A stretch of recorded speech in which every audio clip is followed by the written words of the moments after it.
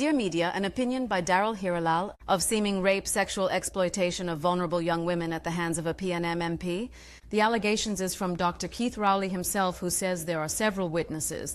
I'm sure the authenticity of many witnesses and allegations about MPs and friends exploiting young vulnerable females in and out of their office.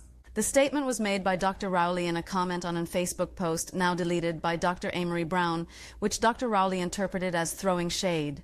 While Dr. Rowley doesn't use the word rape, sexual exploitation, it is reasonable to suggest this is the implication of his statement, having regard to his specific and direct reference to young vulnerable females who were exploited. How else would they have been exploited?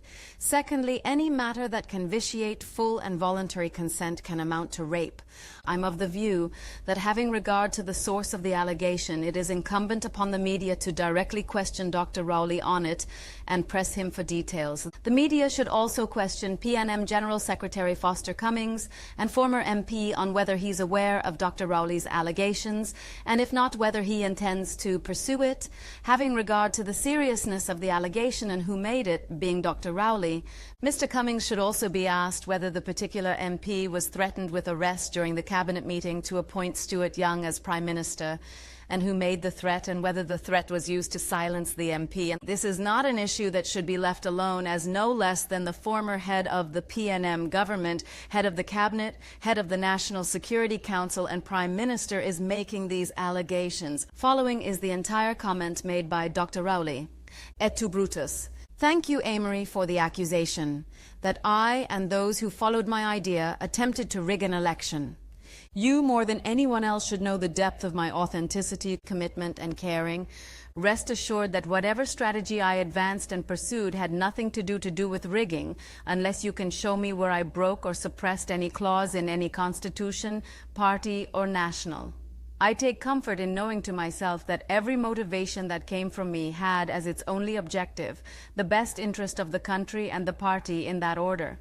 I'm sure it is not the first time that you would have seen a high jumper on the athletic field approach the high bar, confident of scaling it, only to fail in the attempt. I'm sure you would have heard of MPs who did everything except enrich themselves and disregard service and connection to their constituents.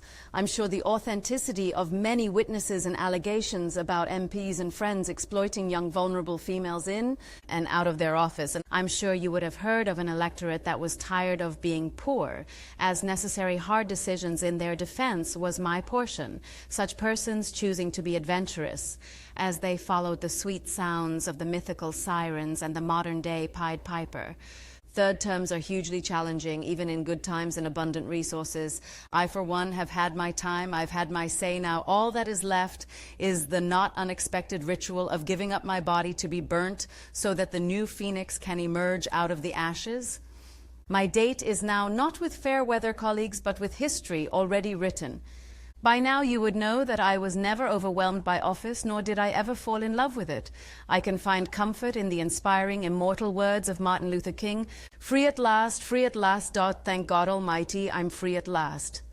The Honorable Prime Minister Kamla Persad-Bissessar should also direct the Minister of Homeland Security to arrange with the police to have them approach Dr. Rowley for a statement. A member of Parliament exploiting young vulnerable females ought not to be taken lightly.